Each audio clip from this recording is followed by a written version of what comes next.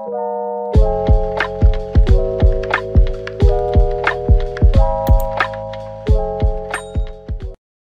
guys, perkenalkan kami dari kelas 7D, kelompok 4 IL5. Sebelumnya, kami akan memperkenalkan diri kami masing-masing. Halo, perkenalkan nama saya Elvira Kayla Kristi atau biasa dipanggil Kayla. Saya dari kelas 7D nomor absen 9. Halo, perkenalkan nama saya Mika Alarosius dari kelas 7D nomor absen 28. Halo, perkenalkan saya Benedikta Patriatara Deharjowaskita dari kelas 7D nomor absen 3. Halo teman-teman, nama saya Gregoris Mangananda Tejo dari kelas 7D nomor absen 19. Kali ini kelompok kami akan membahas mengenal perubahan iklim.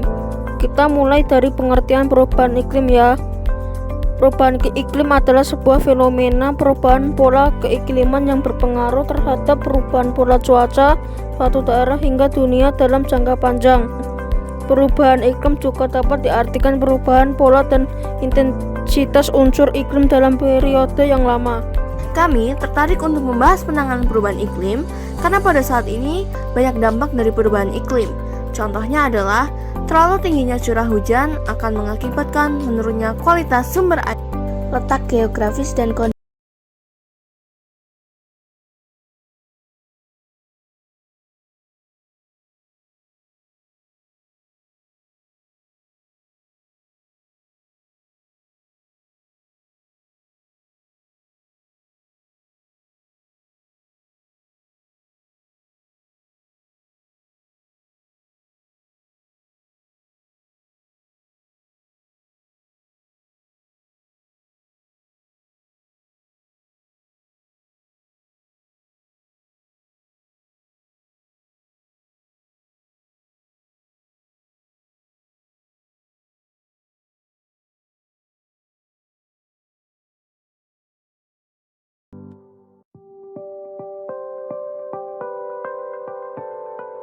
Keadaan atmosfer yang dinyatakan dengan nilai berbagai parameter antara lain suhu, tekanan, angin, kelembapan, dan berbagai fenomena hujan di suatu tempat atau wilayah selama kurun waktu yang pendek, menit, jam, hari, bulan, musim, tahun.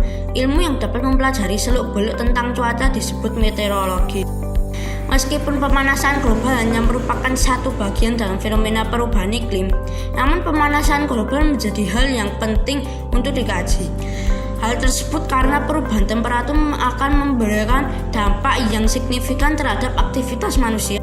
Perubahan temperatur bumi dapat mengubah kondisi lingkungan yang pada tahap selanjutnya akan berdampak di mana kita dapat hidup. Apa tumbuhan yang kita makan dapat tumbuh?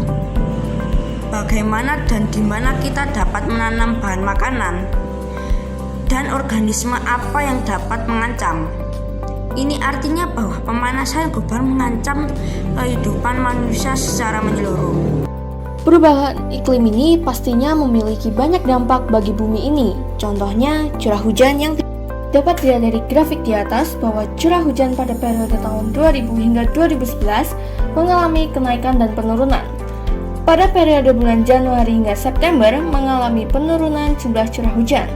Sedangkan mulai dari bulan Oktober hingga Desember, jumlah curah hujan mengalami kenaikan yang bisa dibilang cukup drastis.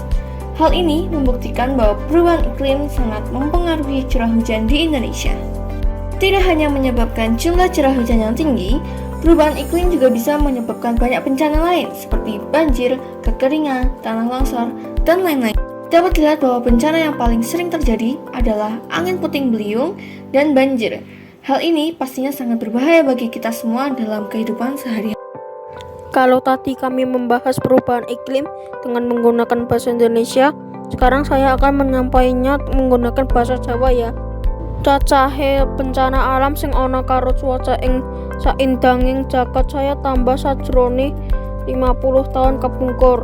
Para ilmuwan ngandhakake manawa owah-owahan iklim cuaca sing luwih ekstrim. Minangka sebab kedadian-kedadian ekstrim iki, nanging perbaikan sistem peringatan wis mbantu mbatasi jumlah wong sing tiwas bebarengan karo mundhakake suhu global. Cacah bencana sing ana kandhengane karo cuaca ekstrim lan banyu uga saya tambah. Ing 5 tahun sabanjure bakal ana luwih saka 11.000 bencana sing ana gandengane karo cuaca. WMO World Meteorological Organization nyatet skala kabeh acara ekstrim iki. Luwih saka 2 yuta wong sing tiwas ing bencana alam amarga awan iklim. Undhakake banyu sing ekstrim bakal mundhak lan bakal kadadean luwih kerep ing saindenging jagat amarga awan iklim. Iki tegese bakal ana gelombang panas, kekeringan lan kopongan tanpa bisa dikendhaleni kaya sing kita delengi ing Eropa lan Amerika Utara.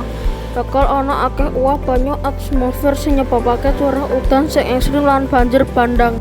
Setelah panjang lebar kita uraikan tentang perubahan iklim, sekarang kita akan bahas bagaimana kita bisa berperan mengatasi perubahan iklim. Perubahan iklim pastinya sangat berbahaya bagi kehidupan sehari-hari kita.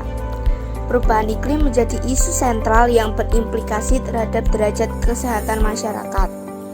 Perubahan iklim membawa dampak kesehatan manusia, termasuk kesehatan mental, akses terhadap udara bersih, air minum yang bersih, makanan bergizi, dan masalah sanitasi pemukiman.